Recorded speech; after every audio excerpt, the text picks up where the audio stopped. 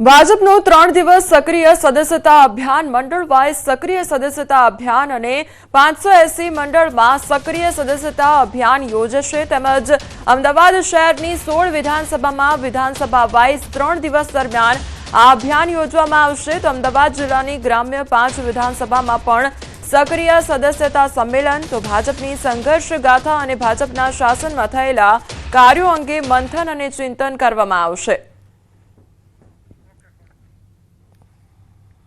દરેક વિધાનસભા ખાતે ભારતીય જનતા પાર્ટીના સક્રિય સભ્યોનું સંમેલનનું આયોજન કરવામાં આવ્યું છે।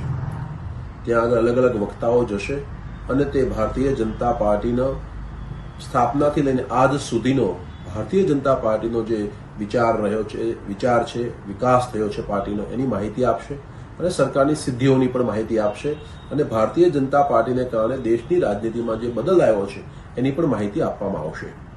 સાથે સાથે 10 થી 12 તારીખની વચ્ચે દરેક ગામની અંદર ગામ ચલો અને બૂથ અને વસ્તી ચલો અભિયાન પણ ભારતીય જનતા પાર્ટી દ્વારા કરવામાં આવશે।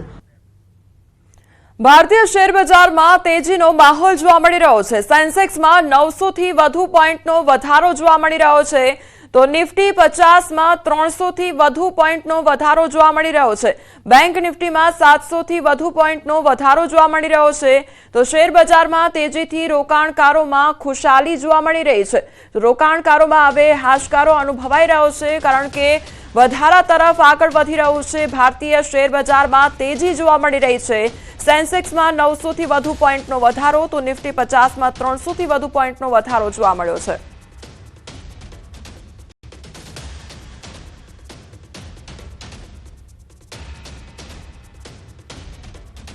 અંગ દજાડતી ગરમીથી હજી કોઈ રાહત નહીં। ગરમીને લઈને હવામાન વિભાગ દ્વારા આગાહી કરવામાં આવી છે તેમજ આગામી 48 કલાક હજુ ગરમીનું જોર રહેશે। આજે કચ્છમાં ગરમીનું રેડ એલર્ટ જારી કરવામાં આવ્યું છે। બનાસકાંઠા સાબરકાંઠા તેમજ પાટણમાં ઓરેન્જ એલર્ટ જાહેર કરવામાં આવ્યું છે। રાજકોટ મોરબી મહેસાણામાં પણ ઓરેન્જ એલર્ટ જારી કરવામાં આવ્યું છે। સુરત ભાવનગર અને બોટાદમાં આજે યલો એલર્ટ। રાજ્યના 9 શહેરોમાં તાપમાન 40 ડિગ્રીને પાર પહોંચ્યું છે તો રાજકોટ સૌથી વધુ 44.2 ડિગ્રી તાપમાન નોંધાયું તો અમરેલીમાં 43.8 ડિગ્રી, ડીસામાં 43.2 ડિગ્રી, જ્યારે ડીસામાં 43.2 અને અમદાવાદમાં 42.9 ડિગ્રી તાપમાન નોંધાયું છે। આ તરફ ભુજ અને ગાંધીનગરમાં પણ 42.9 ડિગ્રી તાપમાન નોંધાયું છે તો વડોદરામાં 41.6 ડિગ્રી, ભાવનગરમાં 40.7 ડિગ્રી તાપમાન નોંધાયું છે।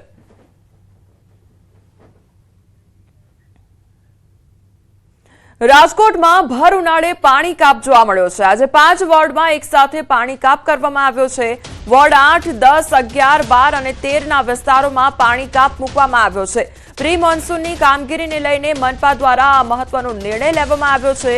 1 લાખથી વધુ લોકોને નહીં મળે પીવાનું પાણી અને પાણીનો કાપ મૂકવામાં આવ્યો છે તો રાજકોટનો આ સમગ્ર મામલો સામે આવ્યો છે કે જ્યાં 5 વોર્ડના વિસ્તારોમાં પાણી કાપ મૂકવામાં આવ્યો છે જેના કારણે લોકોને હવે પીવાનું પાણી નહીં મળે। 1 લાખથી વધુ લોકોને પીવાનું પાણી નહીં મળે। મનપા દ્વારા પ્રી મોન્સૂનની કામગીરીને લઈને આ મહત્વનો નિર્ણય લેવામાં આવ્યો છે।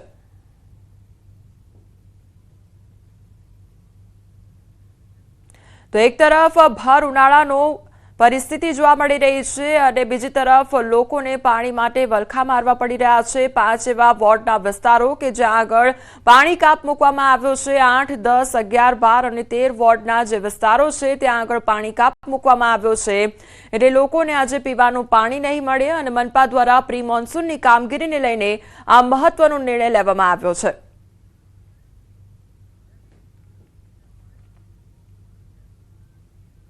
વડોદરામાં ફરી નશેડી કાર ચાલકે 5 થી વધુ વાહનોને અડફેટે લીધા છે। અકસ્માતનો લાઈવ વિડીયો પણ સામે આવ્યો છે। કાર ચાલક નશામાં હોવાની આશંકા વ્યક્ત કરવામાં આવી રહી છે। વાહન ચાલકોને સામાન્ય ઈજાઓ પહોંચી છે તો ખોડિયારનગર 4 રસ્તા પાસે અકસ્માત સર્જાયો હતો। તબીબની કાર લઈને નીકળેલા મિતેશ બારિયાએ અકસ્માત સર્જ્યો હતો તો વારસિયા પોલીસે ઘટનાસ્થળે પહોંચી કાર્યવાહી હાથ ધરી છે। તો વડોદરાની આ ઘટના સામે આવી છે જ્યાં અકસ્માતની ઘટના સર્જાઈ છે અને વધુ એકવાર આ જે અકસ્માત સર્જાયો છે તેમાં આ જે કાર ચાલક છે તે નશામાં ધૂત હોવાની આશંકા વ્યક્ત કરવામાં આવી રહી છે તો કાર ચાલક નશામાં હોવાની આશંકા। બીજી તરફ અકસ્માત સર્જવામાં આવ્યો ત્યારે જે વાહન ચાલકો હતા તેમને સામાન્ય ઈજાઓ પહોંચી છે।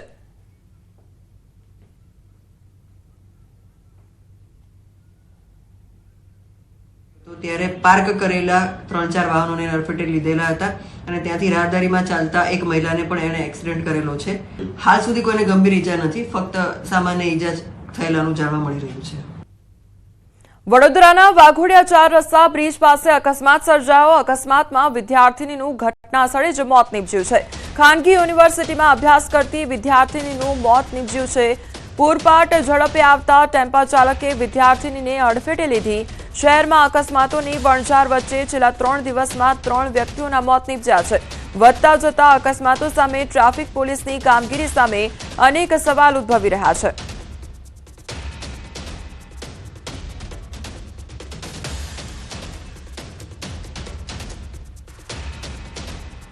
વડોદરામાં રક્ષિત ચોરસિયાની ફરી એકવાર ધરપકડ કરવામાં આવી છે. ત્યારે ગાંજાનો નશો કરવા મામલે ટ્રાન્સફર વોરંટથી ધરપકડ કરવામાં આવી છે. બ્લડ સેમ્પલના રિપોર્ટમાં ગાંજાનું સેવન કર્યાનો ખુલાસો થયો અને રક્ષિત ચોરસિયા દ્વારા અકસ્માત સર્જવાનો મામલે તેની ફરી ધરપકડ કરવામાં આવી છે. ગાંજાનો નશો કરવાના પ્રકરણમાં રક્ષિતની ટ્રાન્સફર વોરંટથી ધરપકડ કરવામાં આવી છે. ગાંજાનો નશો કરવા મામલે પોલીસે અલાયદો ગુનો નોંધ્યો હતો. પોલીસ હવે ગાંજાના પેડલરની તપાસ પણ હાથ ધરશે.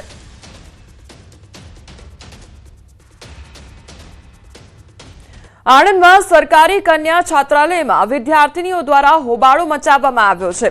બાકરોલમાં કન્યા છાત્રાલયમાં હોબાળો કરવામાં આવ્યો છે. હલકી ગુણવત્તા અને એક જ પ્રકારના જમવાના મેનુથી વિદ્યાર્થીનીઓ હેરાન પરેશાન થઈ ગઈ છે. વિદ્યાર્થીનીઓએ કન્યા છાત્રાલયની સંચાલિકા પર ગંભીર આક્ષેપ લગાવ્યા છે. સંચાલિકા એક જ પ્રકારનું અને હલકી ગુણવત્તાનું ભોજન જમાડે છે. અનેક વખત રજૂઆત બાદ પણ પરિણામ શૂન્ય જોવા મળ્યું. વિદ્યાનગર પોલીસને જાણ થતાં પોલીસ ઘટનાસ્થળે દોડી આવી હતી.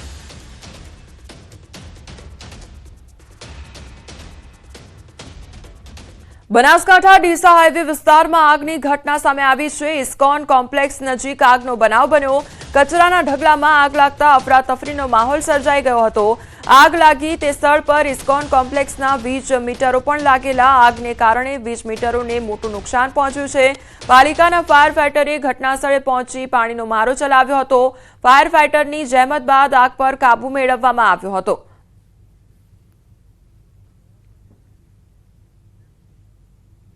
અરવલ્લી શામળાજી નજીકના ડુંગર ઉપર આગ લાગવાની ઘટના બની. તો શ્યામલ વન નજીકના ડુંગર પર આગ લાગી હતી અને આગથી ડુંગર પરની વનરાજીને નુકસાન સર્જાયું છે. આગ લાગવાનું કારણ હજી સુધી અકબંધ છે. તો આગથી ડુંગર પરની વનરાજીને ભારે નુકસાન પણ સર્જાયું છે અને ધુમાડાના ગોટે ગોટા ઉપર સુધી જોવા મળ્યા હતા. બીજી તરફ આગ લાગવાનું કારણ હજી સુધી અકબંધ છે. ગોંડલના જૂના માર્કેટ યાર્ડમાં કારમાં આગ લાગવાની ઘટના સામે આવી છે. તો આગ મરચાની ખરીદી કરવા આવેલા વેપારીની કારમાં આગ લાગી હતી. મહેસાણાના વેપારીની ઇકો કારમાં આગ લાગવાની ઘટના બની હતી. મરચાની ખરીદી પૂર્ણ કરીને ઘર માટે કેસર કેરી ખરીદવા આવેલ મહેસાણાના જોટાણા ગામના વેપારીની કારમાં આગ લાગી. કેરી ખરીદવા પાર્ક કરેલ કારમાં ઓચિંતા ભભૂકી ઉઠી હતી આગ. તો કારમાં આગ લાગ્યા બાદ કાર 100 ફૂટ કરતા વધુ રસ્તા ઉપર દોડી હતી. ગોંડલ નગરપાલિકા ફાયર બ્રિગેડે ઘટનાસ્થળે દોડી જઈને આગ પર કાબુ મેળવ્યો હતો.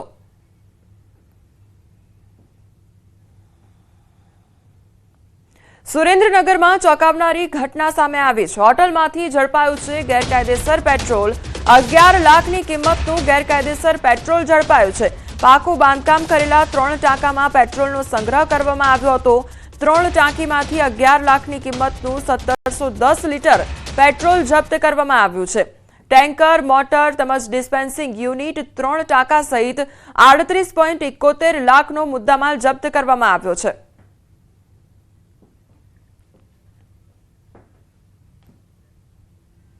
મુખ્યમંત્રી ભૂપેન્દ્ર પટેલ નર્મદાના રામપુરા ઘાટ પહોંચ્યા અને નર્મદાના રામપુરા ઘાટ ખાતે મુખ્યમંત્રીએ માં નર્મદાની આરતી સાથે પૂજા અર્ચન કર્યું છે અને પૂજા કર્યા બાદ રામપુરા ખાતે આવેલ પ્રસિદ્ધ રણછોડરાયના મંદિરે દર્શન કરશે.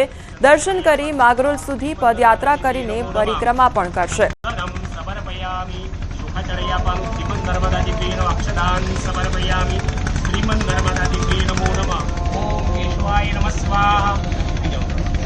ओम केशवाय नमः स्वाहा ओम माधवाय आगन नहीं